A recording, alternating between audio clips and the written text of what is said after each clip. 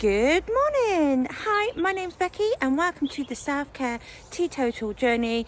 And these episodes are about my journey giving up alcohol and how I approach it with self-care. So that being said, welcome. And today's episode is 6:30 in the morning. I'm on a dog walk. This wasn't planned, and sometimes I find that they are better when they're not planned. So I'm really sorry if the camera shakes all over the place. Not a lot really I can do about that. So yeah. So I use these walks, and when I'm walking, I find them a time to reflect. They clear my mind actually. And I just thought I'd jump on and discuss a point where, when I gave up alcohol, the difficulties I had when I first stopped. Because I don't want to give anybody the illusion that it was goddamn easy, because it wasn't. I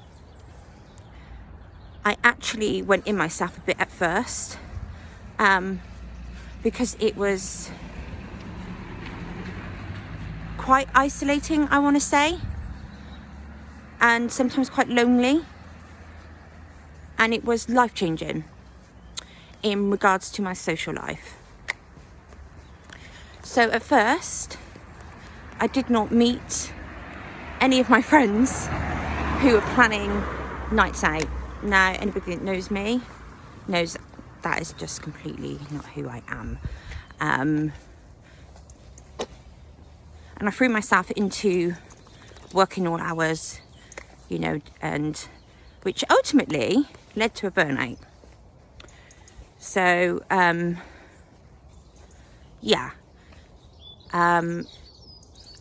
it was only, I would say, 6 months into my journey that I decided, I'm going to go out.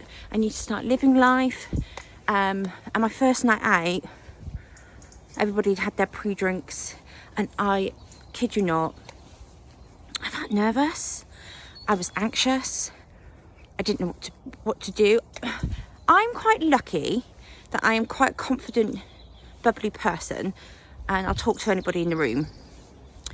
But even though I have those people skills, I would say, made it quite difficult, because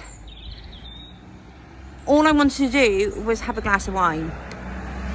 So I started off with the Becks, and I think I've mentioned this before, is actually, I haven't really tried any a massive amount of alcohol-free drinks, which my next episode I am, and I'm so excited. Some of the stuff I bought, spent a small fortune.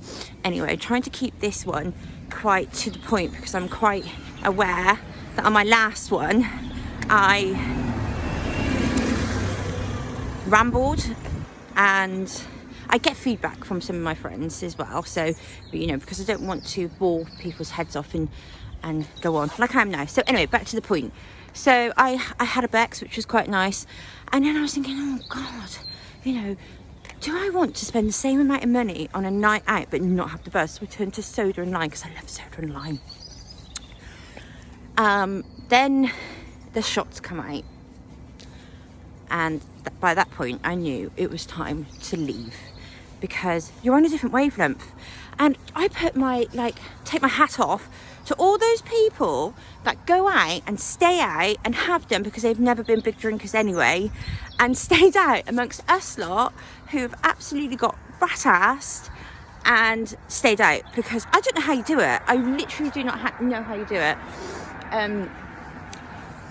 I still haven't done it. I literally have a cut-off point where I go home and I go, I think it's time for my pyjamas. But yeah, so going back to the point,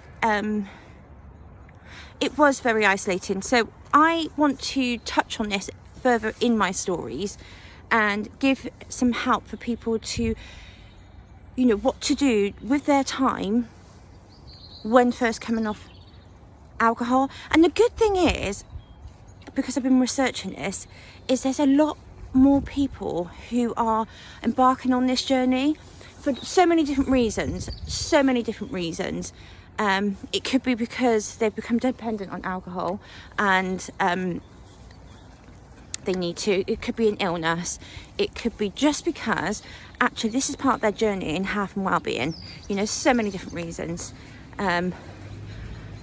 which is quite comforting to know that you're not because you can come across where you think you're boring, and the worst thing is as well, and you will get this for people who are trying to give up, is you will get people say, well, I'm drinking.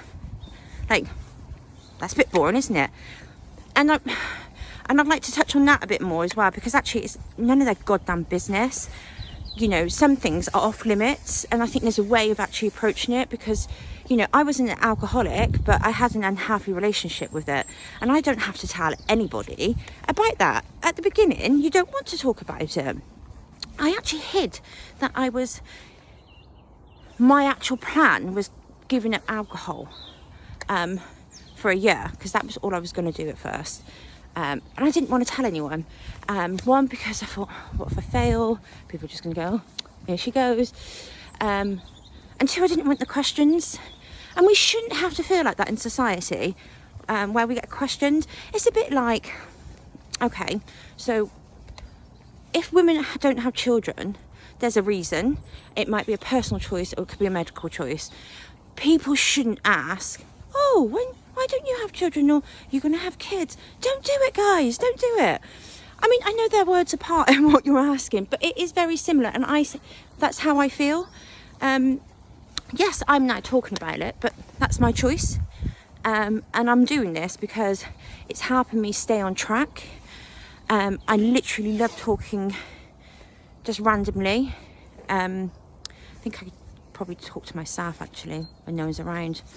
I'm sure my brother said that to me when I was a kid. And I think I talk in my sleep. So anyway, I would like to, one, give you some choices to, you know, when you do go out, some alternatives, or just drink soda water, or, you know, fizzy drinks, you know, or any drink of your choice. And two, some of the activities that help. You know, I think I made an error where I just threw myself into, I'm really sorry, I've gone down a dark lane, threw myself into lots and lots of work, and it's only now that I'm actually saying, okay, all about your mental well-being, health and well-being, and self-care. And I've never ever felt so much better than I have now by giving myself time, giving myself that self-care, you know, making time for me. Oh my god, like, have I gone 38 years and not realised this? I want to also address that that's not possible for everybody, and I couldn't last year, you know, I needed to do all those things. So even if you can just give yourself 10 minutes. So yeah, it's a short one. Hi guys, sorry, you probably realise it's a lot brighter now. I was obviously on a dog walk, and some of the dogs were approaching us, and obviously got to be a responsible pet owner, and I had to stop recording because my dog's quite reactive.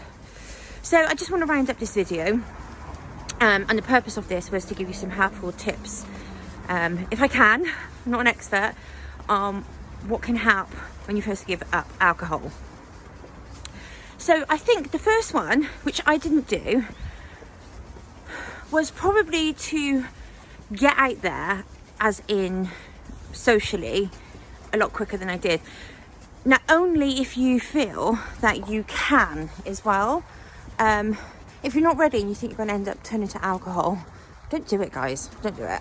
And what I wish I'd done is actually approach some of my friends, told them how I was feeling, that I'm feeling a bit isolated, I'm feeling a bit lonely, but I'm also really nervous about meeting up because you're all going to be drinking, which you're allowed to do. And this is, you know, depends what you know, type of friends you've got. My friends would have done it, but I just didn't ask, and say, do you mind if we all meet up, you know, hit the bars, but we don't have a drinking night? If you've got good enough friends and support network, they do that. Mine would have. I just didn't do it. So that's one thing I would suggest. Secondly, an error I made again was I burnt myself out, but put myself into work and didn't actually think about me. So please think about your self-care. You know, you are the most important person in your life, believe it or not, and your family. But like, if you're not feeling right, then everybody around you feels the effect. So self-care is a really high on your list. Take up some activities.